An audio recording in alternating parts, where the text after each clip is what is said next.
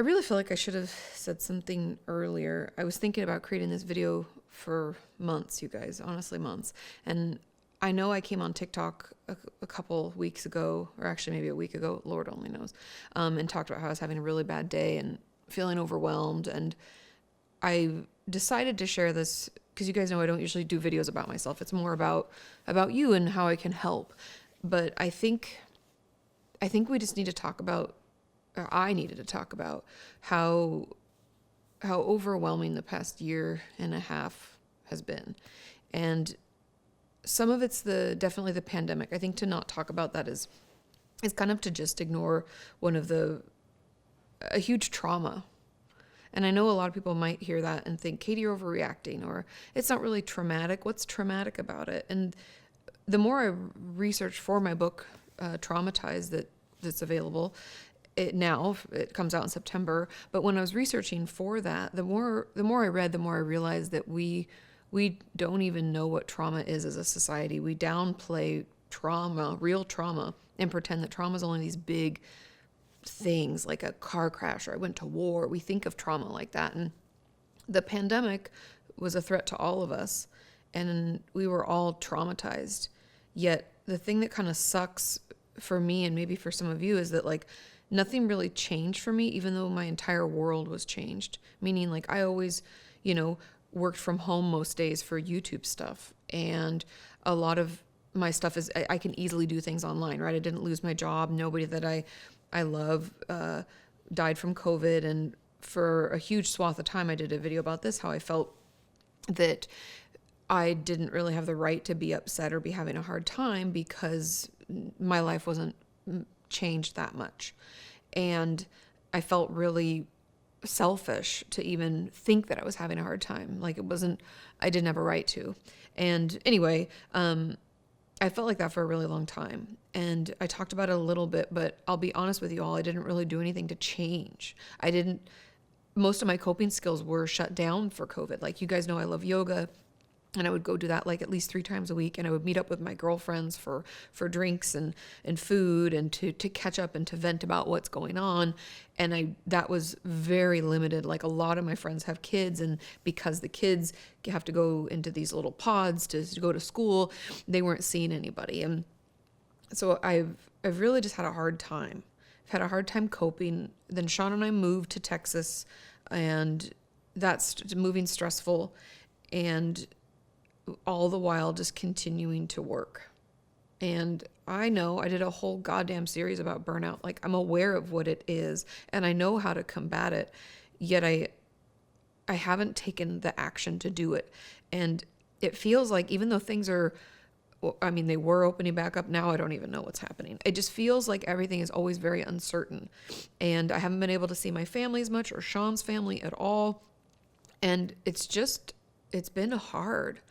And the reason that I wanted to make this video, sorry, it took me forever to even get around to this, is because I was on a call the other week with a lovely human. They didn't mean anything by this, but we were talking about things that I want to do, right? Because there's still a lot of stuff that I want to do. Like, I have an anxiety workbook I created forever ago, and I just keep forgetting to even let you guys know about it. And then all of the stuff I've created says, available July, and it's like August. Like, Jesus, like, it just keeps happening. Anyway, I was on this call to try to get some support so that someone can essentially help me make sense of what I want to do and make it happen, and help me make that happen. And she asked a very plain question. She said, do you even enjoy what you do anymore? I was watching some of your recent videos, and I just didn't know if you actually enjoy it.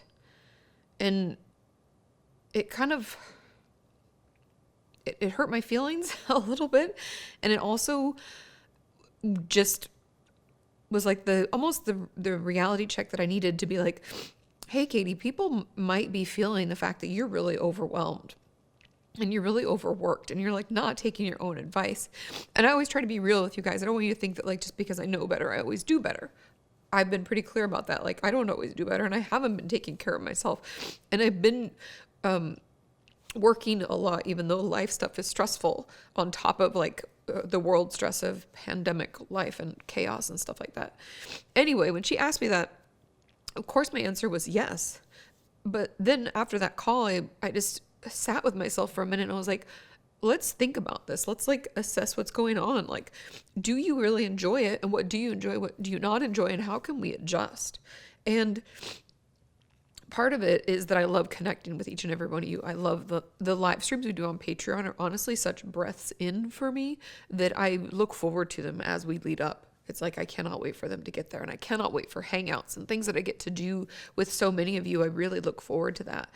But I think this push to continue to create when I felt really depleted was me pouring out of an empty cup over and over week after week. And I just wanted to let you know, I'm sorry if you felt that through the videos. If you're like, I don't even think she likes doing this anymore. I don't even know if she enjoys it.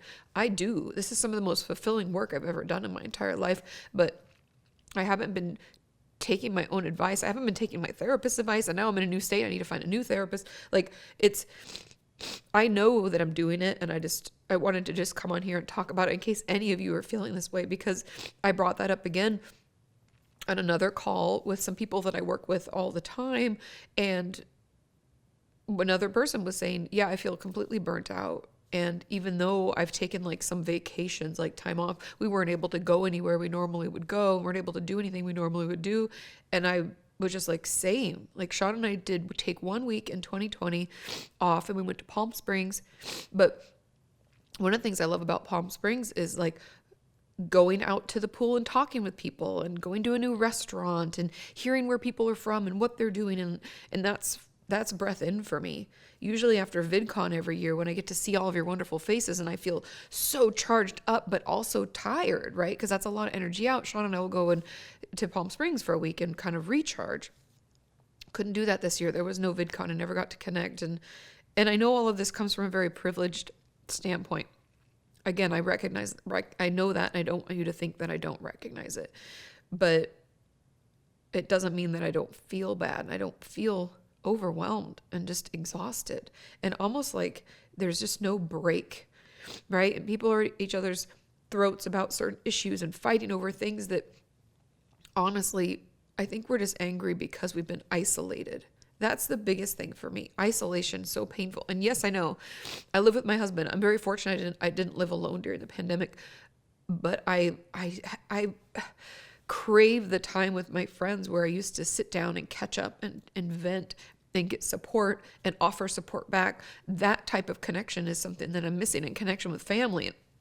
There's so many things that just didn't happen, that I feel like I'm just now acknowledging the waves of hurt and overwhelm that I sustained.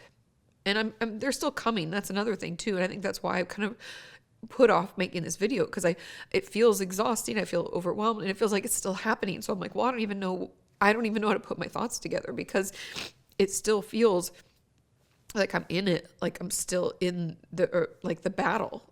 And I don't know if any of you else are feeling this way, but it come up on a bunch of calls, and I've been feeling overworked and overwhelmed, and I've been trying to take better care of myself, but it's really hard. And then we had family in town, and it's harder to take time.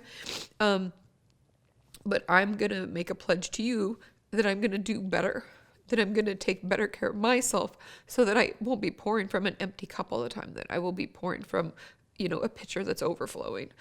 And if you had been thinking that I wasn't enjoying things or feeling like I'm not in tune or engaged, obviously I'm human too. And, I get hateful messages online from time to time, and that stuff does wear on me and it is overwhelming, but that's not really what's going on. It's more the fact that as well, a lot of us had a ton of stress this last year. And because things have been changed and I wasn't able to use the tools and the coping skills that I had depended on for years to keep me going, I'm feeling that now. And the overwhelm of that has probably seeped into things that I've done. And so I really just wanted to share this, so that if you're out there and you're thinking, but I should be fine, nothing really happened to me, and everything should be okay, it's, things are getting better, why do I feel this way? Because we survived a trauma. We were in a very intense and overwhelming situation, and still are. And I think that's really the response I'm having. I'm having what I know through my research for my new book, which is ironic, is that I'm in a trauma response. And I haven't been able to get to safety so that I can feel okay. And that's why I was encouraging everybody to do these body shakes and checking in with each other, because it's been a lot. And I don't want to belabor this. I don't want to stretch this out, but I just want you to know that if you're struggling to know that I feel it. And I think something that we need to normalize, especially right now, is just taking more breaks because of how stressful something is in the moment. And instead, it's like most of us just put our heads down, got back to work, kept ourselves busier than ever to distract. And it's really just overwhelming. And I have been feeling burnt out, and I promise to take better care of myself and be a good example. And hopefully you'll check in with yourself and do the same too. But anyways, I just wanted to put this out there so that I can hopefully normalize any of the things you might be feeling, because it's been super overwhelming. And then even going back to work feels like its own trauma and its own sense of overwhelm for a lot of people. I've been hearing from a ton of people that, you get used to being at home and now it's hard to go out. Right? Like we talk about FOMO and now we're talking about FOGO, like fear of going out. And I felt that too. And it's just a lot of adjustment. And in therapy, we would call that adjustment disorder, right? When you have a big life change and things are drastically shifted on you, it takes time for you to adjust. And if you can't, you have adjustment disorder. And I think a lot of us have adjustment disorder as well. It's just been overwhelming.